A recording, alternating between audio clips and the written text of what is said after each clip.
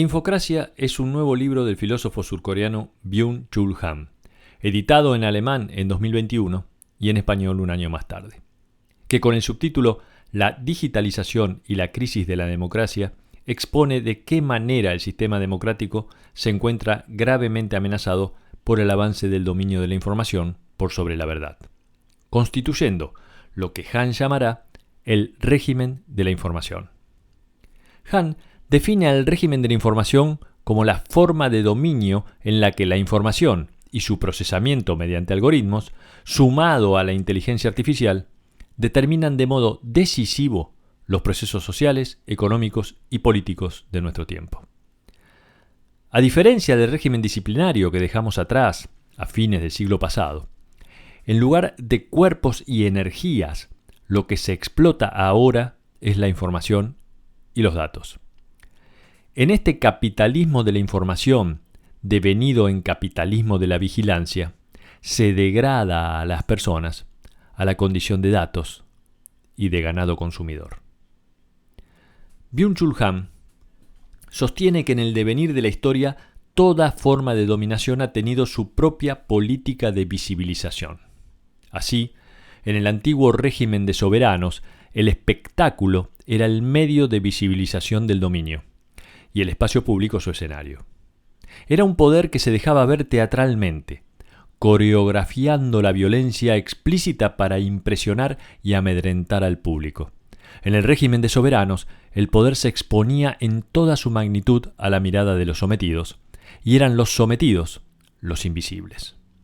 En cambio, el régimen moderno de dominación, de tendencia disciplinaria, se nos presenta como una sociedad de la vigilancia, donde aquellas espectaculares demostraciones de poder dejan paso a la presencia de las oscuras burocracias de vigilancia. La visibilidad se invierte por completo. Los gobernantes y su poder se vuelven invisibles, mientras los gobernados son visibilizados de manera permanente por una vigilancia que se vuelve explícita, como el ojo del gran hermano. Pero en la actual sociedad de la información dominan las redes abiertas, las autopistas de la comunicación, y es esa presencia protagónica de la comunicación la que se convierte en el medio de dominación, utilizando los datos como eficaz herramienta de vigilancia y control. La paradoja es que en el actual dominio de la sociedad de la información, las personas ya no se sienten vigiladas, sino libres. Y es esa sensación de liberación la que asegura la dominación. Al relacionarse, libertad y vigilancia.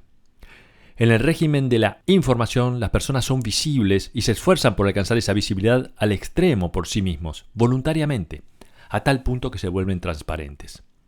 Transparencia se llama a la política de hacer visible el régimen de la información, y la transparencia se transforma en un imperativo. Todo debe ser transparente, las personas deben ser transparentes, la información debe ser transparente. Pero lo único que no es transparente en este régimen es la dominación misma, porque la dominación se ejerce mediante un trasfondo de oscuridad, el de los algoritmos. El capitalismo de la información se apropia de técnicas de poder neoliberales que, a diferencia del régimen disciplinario, no funcionan con coerciones y prohibiciones, sino mediante incentivos. El régimen de la información explota la libertad en lugar de suprimirla. Controlan nuestra voluntad en el plano inconsciente. La vigilancia y el castigo han dejado paso a la motivación y la optimización. El régimen de la información se expresa a través de un poder inteligente que no da órdenes, susurra. En el régimen neoliberal de la información, la dominación se presenta como libertad. Y la idea de comunicación se relaciona con la idea de community. En este marco, los influencers son venerados como modelos, y ello dota a su imagen de una dimensión religiosa, como inductores y motivadores, incluso como salvadores. Los seguidores, como discípulos, compran los productos que los influencers dicen consumir y participan de una verdadera eucaristía digital. Los medios de comunicación social toman la forma de iglesias, en las que el like es su amén, compartir es la comunión y el consumo es la redención. El totalitarismo clásico tenía una característica esencial. Actuaba como una religión política laica a través de la ideología. que constituía una reivindicación de una explicación total del mundo.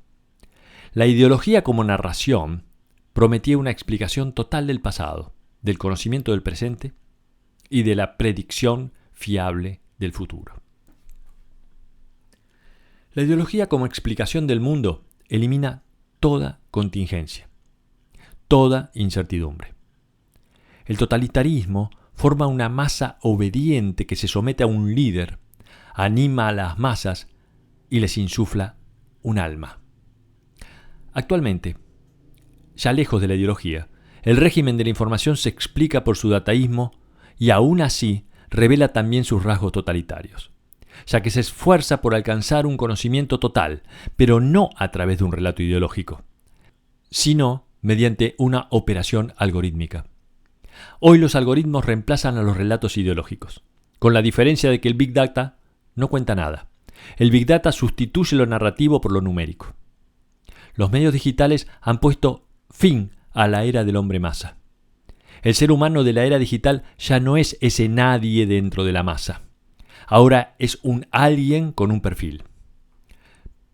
Pero el régimen de la información aísla a las personas, que incluso juntas no forman una masa, sino enjambres digitales que en lugar de seguir a un líder, siguen a los influencers. La digitalización avanza inexorablemente. Somete a nuestra percepción, a nuestra relación con el mundo y a nuestra convivencia a un cambio radical. La digitalización se apodera de casi todas las esferas humanas, incluso de la política, y eso provoca distorsiones y trastornos masivos en el proceso democrático, lo cual termina degenerando en infocracia. En los inicios de la democracia, el libro era el medio determinante. Fue el libro el que instauró el discurso racional de la Ilustración. La esfera pública discursiva, base de la democracia, es un sistema que debe su existencia al público lector. Jürgen Habermas destaca la estrecha relación entre el libro y la esfera pública democrática, conformada por un público lector general compuesto principalmente por los ciudadanos urbanos y la burguesía. A tal punto cree Habermas que el libro sostiene el proyecto democrático que considera que sin imprenta no hubiera habido ilustración que hiciera uso de la razón. En una cultura determinada por la impresión de libros, el discurso público se caracteriza generalmente por una ordenación coherente y regulada de hechos e ideas. El discurso político del siglo XIX, marcado por la cultura del libro, era un duelo dialéctico en el que los oradores trataban temas políticos a partir de complejas formulaciones, frente a un público de una extraordinaria capacidad de concentración, ya que participar del discurso público era parte integral de la vida social de las personas. Cuando llegan los medios de comunicación electrónicos en el siglo XX, se destruye el discurso racional determinado por la cultura del libro y se genera lo que Habermas llama una mediocracia. Ordenados en una estructura anfiteatral, los receptores de los medios se tornan pasivos y se exponen a la recaída en la inmadurez, propia de tiempos previos a la Ilustración. Y aquellos racionamientos del público lector ceden al intercambio de gustos e inclinaciones de los consumidores.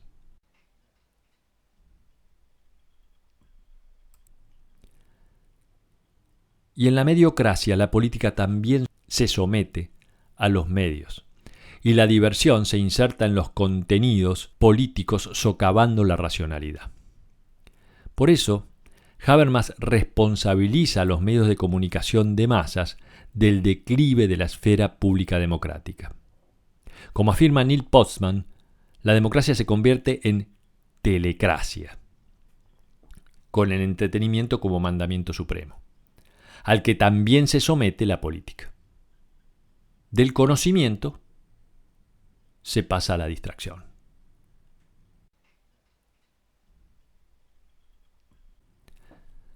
La mediocracia es tiempo de teatrocracia. Y la política se agota en las escenificaciones de los medios. Lo que cuenta ya no son los argumentos, sino la performance. Y quien ofrezca un mejor espectáculo ganará las elecciones. La política pierde así toda sustancia y se ahueca. En la telecracia, la gente no está vigilada, sino entretenida.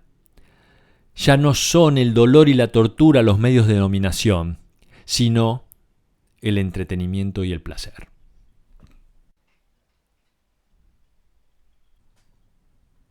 El dolor pasa a estar mal visto, y las necesidades y deseos deben ser satisfechos de inmediato. La gente se obnubila por la diversión, el consumo y el placer. La obligación de ser feliz pasa a dominar toda la vida.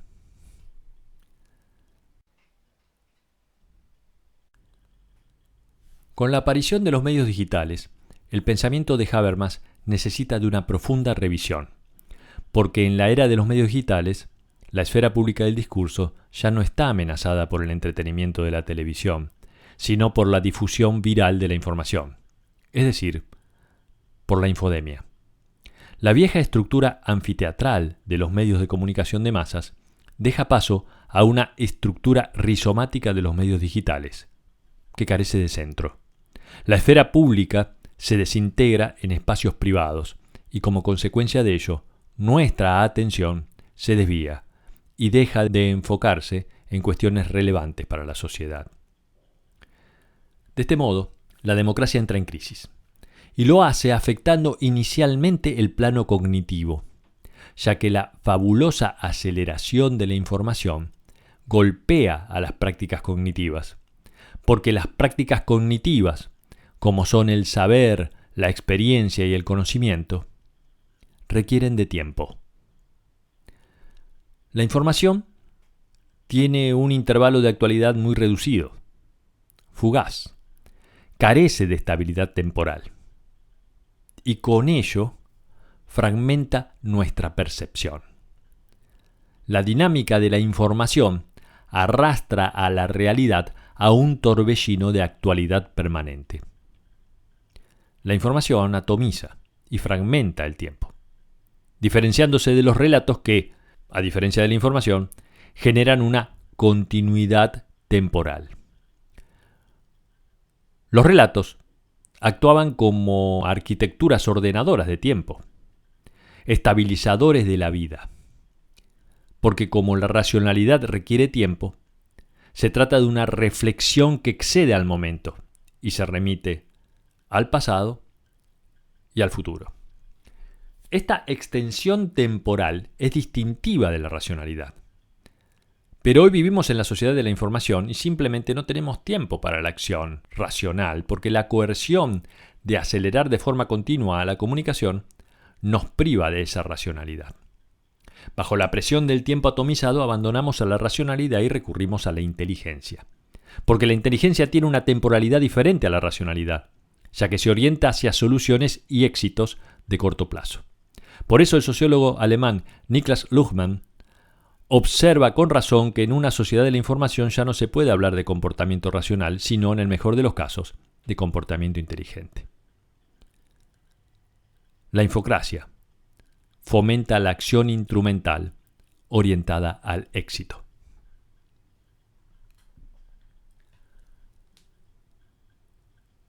Otro aspecto de la comunicación que amenaza a la racionalidad discursiva es la comunicación afectiva, ya que los afectos son más rápidos que la racionalidad.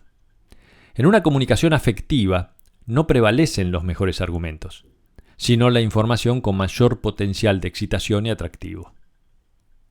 Y es en este contexto en el que hacen su aparición estelar las fake news, que son informaciones que concitan más atención que los hechos. Un solo tuit con una noticia falsa o un fragmento de información descontextualizada puede ser más efectivo que un argumento bien fundado. Así, por ejemplo, Donald Trump, el primer presidente con Twitter, trocea su política en tweets, determinados no por una visión política, sino por informaciones virales. Trump actúa él mismo como un algoritmo oportunista, guiado solo por las reacciones del público, Las convicciones o los principios estables se sacrifican al calor de los efectos de corto plazo. El smartphone es un dispositivo de registro psicométrico que alimentamos con datos día tras día, hora tras hora, y puede utilizarse para calcular con precisión la personalidad del usuario. El régimen disciplinario solo disponía de información demográfica de sus ciudadanos, lo que le permitía poner en práctica el control biopolítico de los cuerpos.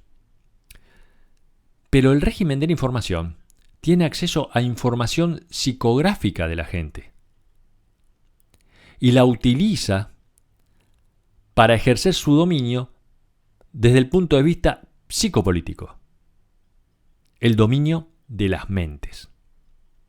Una forma de expresión psicopolítica es el microtargeting,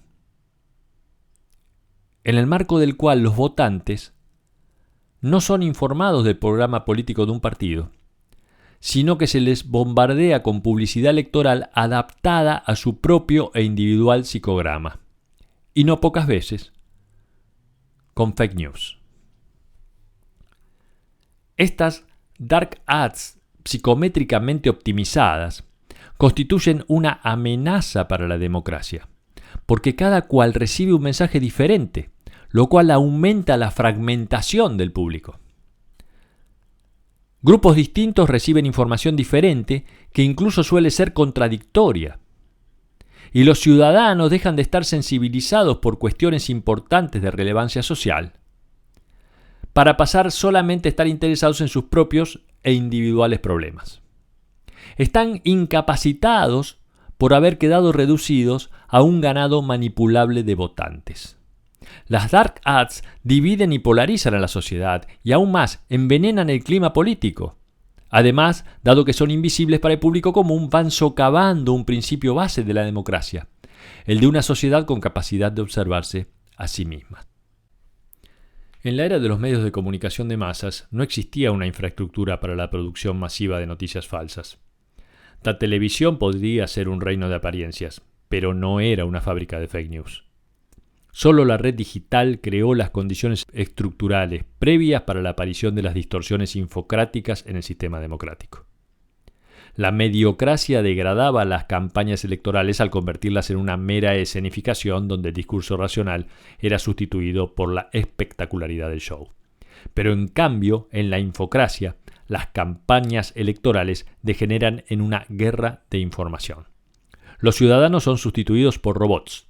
Ejércitos de trolls y bots difunden fake news, difamaciones y comentarios cargados de odio. Es posible que este tipo de mensajes, por sí solos, no influyan de manera directa en las decisiones de voto de la gente, pero tienen tal impacto e influencia en los ámbitos de decisión que es suficiente una pequeña cantidad de bots emitiendo sus mensajes de odio o sus noticias falsas para cambiar el clima de opinión en una sociedad. En las campañas electorales dominadas por las guerras de la información, ya no prevalecen los mejores argumentos, sino que los que marcan el sentido son los algoritmos más inteligentes. En la infocracia, en esta guerra de información, ya no hay lugar para el discurso. La democracia es un sistema que por sus características es lenta, larga y tediosa. Por eso la difusión viral de información, la infodemia, que va en sentido contrario respecto a esta particular temporalidad, perjudica al proceso democrático. Los argumentos y los razonamientos no tienen lugar en los tweets y tampoco en los memes virales.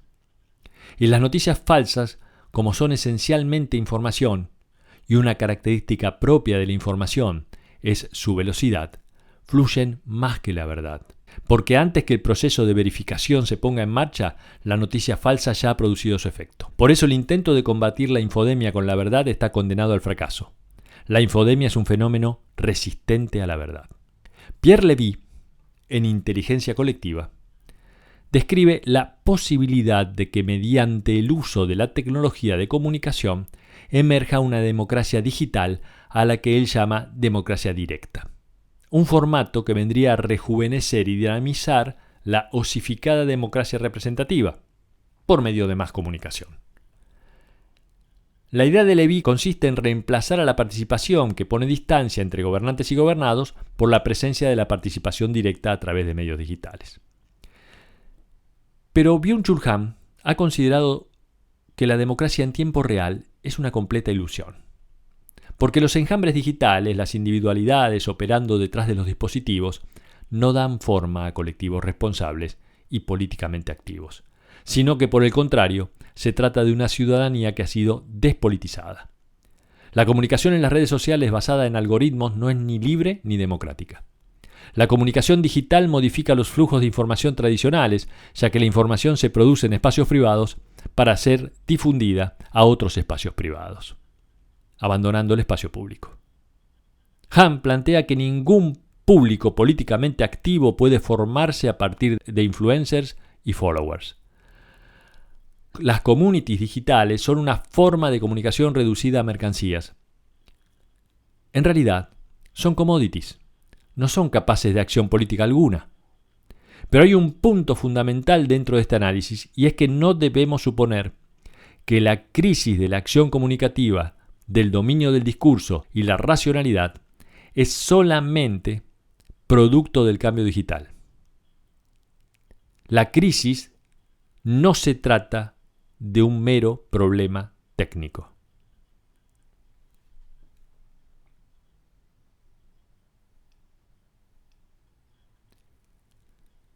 El pensamiento político de la representación, según dice Hannah Arendt, es el pensamiento en el que el pensamiento de los otros está presente. Porque un pensamiento genuinamente discursivo necesariamente reclama la posición del otro, ya que sin la presencia del otro mi opinión deja de ser discursiva, no es más representativa, se vuelve autista, doctrinaria y dogmática. También Jürgen Habermas considera que la presencia del otro es constitutiva de la acción comunicativa. Con el otro, la validez de mis afirmaciones es relativa, ya que existe la posibilidad concreta de ser rebatida. En su esencia, el discurso es un movimiento de ida y vuelta. La palabra discurso proviene del latín discurrir, moverse, ir por ahí. En el discurso, el otro nos desvía en un sentido positivo de nuestras propias convicciones. Solo la voz del otro le da a mi afirmación, a mi opinión, una cualidad discursiva.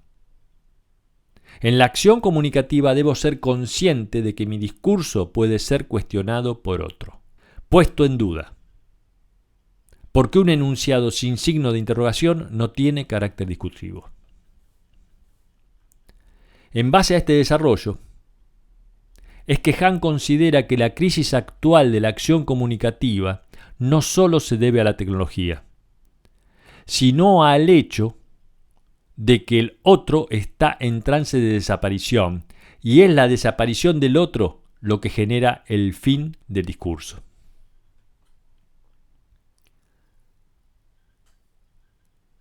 La expulsión del otro refuerza la compulsión autopropagandística de adoctrinarse con las propias ideas.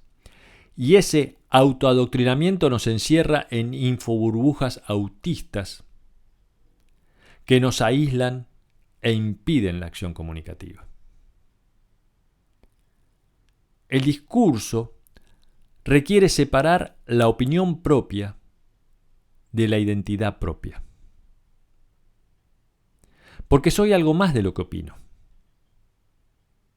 Pero los individuos que no poseen esta capacidad discursiva que involucre positivamente al otro, se aferran desesperadamente a sus propias opiniones, porque de lo contrario su identidad se ve amenazada. Por eso, llegado a este punto, el intento de hacerles cambiar de opinión está condenado al fracaso.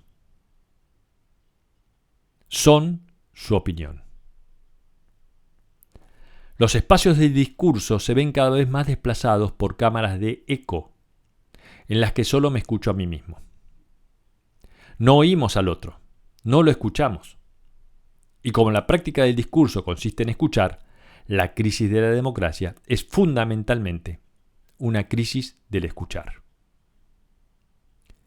El activista estadounidense Eli Pariser elabora la idea del filtro burbuja, sosteniendo que lo que destruye el espacio público es la personalización algorítmica que mediante filtros predicen lo siguiente que uno querrá hacer. Los dispositivos digitales se transforman en máquinas pronosticadoras que crean un universo único de información para cada uno de nosotros y cambian el modo en que accedemos a ideas y a información.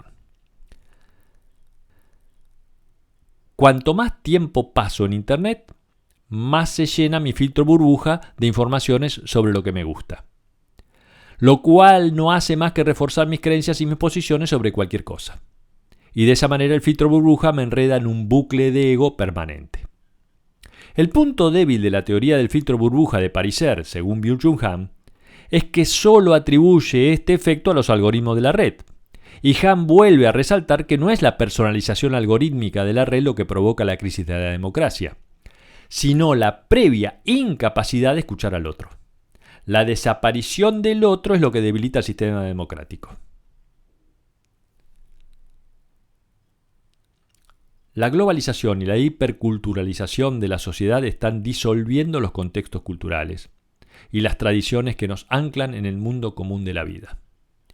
Ya no somos seres proyectados a un mundo. La idea de mundo es ahora una cuestión de proyecto, de diseño. Si a este proceso se le suma la digitalización y las redes, la desintegración del mundo de la vida se acelera. La red se tribaliza y las tribus digitales crean una fuerte experiencia de identidad y pertenencia. Para las tribus digitales, la información no es fundamentalmente un recurso para acceder a conocimientos, sino para afirmar la propia identidad. Y aquí aparecen las teorías de la conspiración, que son especialmente apropiadas para la conformación del biotipo tribalista en la red. Porque las teorías conspirativas hacen posible las exclusiones que son constitutivas del tribalismo. Los colectivos identitarios tribalistas rechazan todo discurso, todo diálogo. En el universo posfactual de las tribus digitales, un enunciado ya no hace referencia alguna a los hechos. Prescinde de toda racionalidad, no es criticable ni está obligado a justificar lo que sostiene. El discurso es sustituido por la creencia y la adhesión. Fuera del territorio tribal solo hay enemigos, otros a los que combatir. El tribalismo actual, que puede verse no solo en las políticas identitarias de derecha, sino también en el de las izquierdas, divide y polariza a la sociedad. Convierte la identidad en un escudo o fortaleza que rechaza cualquier alteridad. La progresiva tribalización pone en peligro la democracia, porque la sociedad se desintegra en irreconciliables identidades sin alteridad.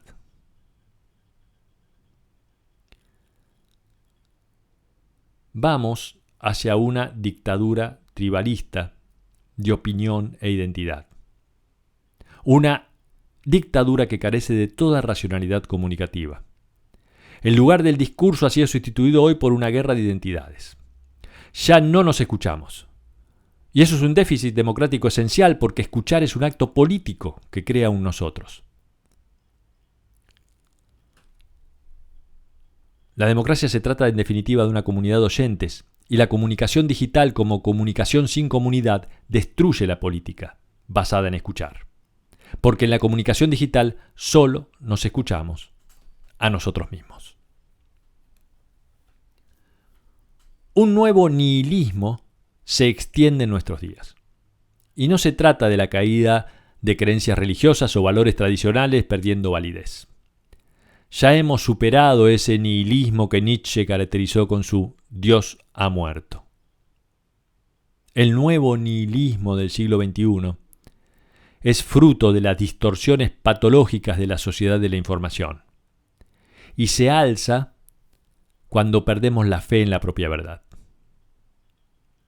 En la era de las fake news, la desinformación y las teorías conspirativas, la realidad y las verdades fácticas se han esfumado. La información circula ahora desconectada de la realidad, en un espacio hiperreal. Se ha perdido la creencia en la facticidad. Vivimos en un universo desfactificado. Y junto a las verdades fácticas, desaparece también el mundo común compartido. A pesar de su radicalismo, cuando Nietzsche abordaba la idea del nihilismo, apuntaba a la verdad, pero no pretendía su destrucción. Para Nietzsche, la verdad es una construcción social que hace posible la convivencia humana. Se necesita una verdad compartida. Toda vida humana se vuelve insegura cuando la verdad convención no tiene ya ninguna validez, porque la verdad actúa como un regulador y estabilizador social, razón suficiente para que la sociedad humana necesite de esa convención que es la verdad. La verdad ejerce una fuerza centrípeta, una atracción que mantiene unida a la sociedad. Pero actualmente observamos que la fuerza centrífuga de la información, que fragmenta, tiene un efecto destructivo sobre la cohesión social. Si Nietzsche tuviera la oportunidad de mirar a la sociedad de hoy, sería aún más radical en su crítica, porque observaría que hemos perdido por completo la voluntad por la verdad. Y la disminución de esa voluntad disgrega a la sociedad y la desintegra en tribus, entre las cuales no es posible ningún entendimiento. El nuevo nihilismo no significa que la mentira se hace pasar por la verdad. El nuevo nihilismo hace algo aún peor. Socava la distinción entre verdad y mentira. Cuando una persona miente de manera consciente, se opone a la verdad, pero al oponerse la reconoce como tal. La mentira solo es posible cuando existe una distinción entre verdad y mentira. Pero por eso el mentiroso no es un nihilista, porque cuanto más firmemente se miente, más se reafirma la presencia de la verdad. Pero las noticias falsas, a diferencia de lo que normalmente se cree, no son mentiras. Las noticias falsas no atacan a la verdad, sino a la propia facticidad, a los hechos. Las fake news son indiferentes a la verdad. Y quien es ciego ante los hechos y la realidad es más peligroso para la verdad que un mentiroso.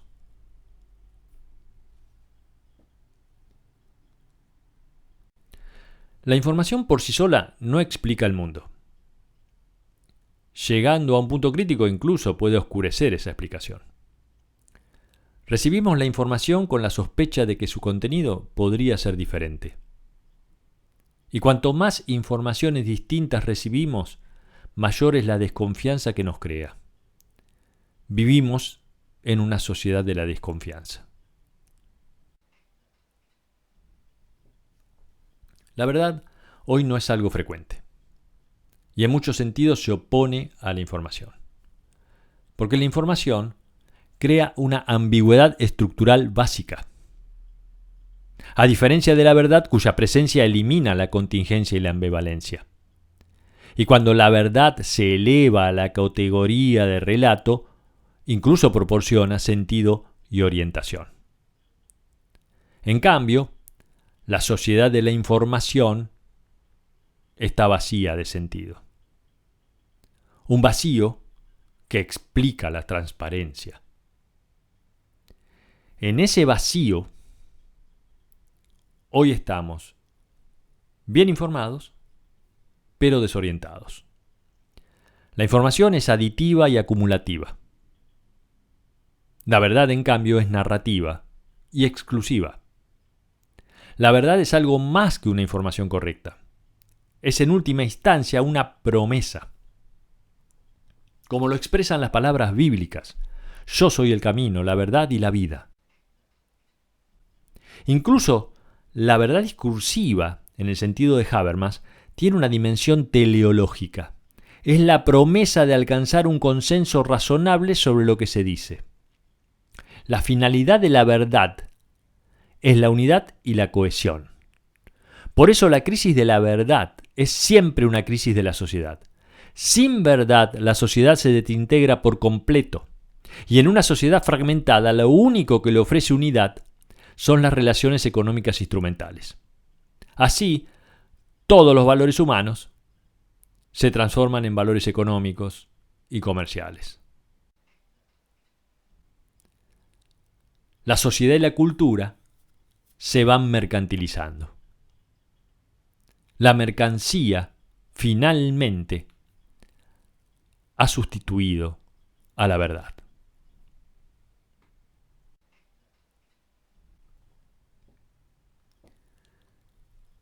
El fin de los grandes relatos con que se inicia la posmodernidad alcanza su consumación final en la sociedad de la información. Las narraciones se desintegran y acaban en informaciones, dando forma al Big Data que no narra nada. Por eso, no solo estamos frente a una crisis económica y pandémica, sino también frente a una crisis narrativa, porque esos relatos que se han perdido generaban sentido e identidad. La crisis narrativa conduce a un vacío de sentido, a una crisis de identidad y a una falta de orientación. Quizás el único sustituto a esa ausencia de sentido son las teorías conspirativas como formas de microrrelato, y por eso actúan como recursos de identidad y significado. Las teorías conspirativas se extienden sobre todo por el ámbito de la derecha política, donde la necesidad de identidad es algo más pronunciada. Las teorías de la conspiración resisten la verificación por los hechos porque son narraciones, que a pesar de su carácter ficticio, le dan sentido a la percepción de la realidad. Por tanto, constituyen una narración de hechos. En ellas, la ficcionalidad se convierte en facticidad. Las teorías conspirativas son narraciones donde lo decisivo no es la verdad de los hechos que narran, sino la coherencia narrativa que las hace creíbles. En la crisis pandémica, las cifras de casos o incidencias acrecientan la incertidumbre porque no explican nada. Esa es la razón por la que se hace necesario crear narraciones y se genera el escenario propicio para las teorías conspirativas que atenúen la inseguridad reinante. La conspiración es un relato y esa condición permite eliminar la contingencia y la complejidad, dos factores intolerables en un escenario de crisis, y ofrece sentido y coherencia aún como ficción. Michel Foucault, en una de sus últimas conferencias, expuso que la democracia se guía por dos principios: la isegoría y la parresía. La isegoría se basa en el derecho de todo ciudadano a expresarse libremente en condiciones de igualdad. Mientras, la parresía consiste en decir la verdad, lo cual presupone la isegoría, pero va más allá. Permite a los individuos no solo dirigirse a otros, sino decirle lo que piensan y lo que consideran cierto. La parresía obliga a los individuos que actúan políticamente a utilizar un discurso racional, un discurso de verdad, porque la parresía crea comunidad, y eso la hace esencial para la democracia, que se mantiene viva mientras se ejerce la parresía. Por el contrario, en el Estado totalitario, construido sobre una total mentira, ejercer la parresía, decir la verdad, es un acto revolucionario. La parresía como acto de valentía para decir la verdad es la acción política por excelencia. Por ello, la verdadera democracia es consustancial a lo heroico, porque requiere de aquellas personas que se atreven a decir la verdad, aún a costa del riesgo de hacerlo. Solo la libertad de decir la verdad crea una verdadera democracia. Sin esa libertad, la democracia deriva en infocracia, porque la infocracia puede prescindir de la verdad.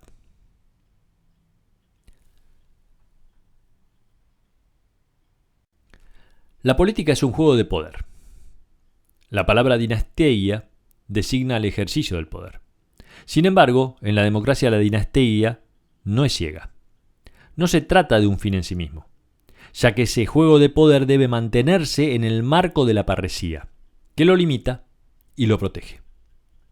Cuando el juego de poder cobra vida propia, la democracia entra en peligro.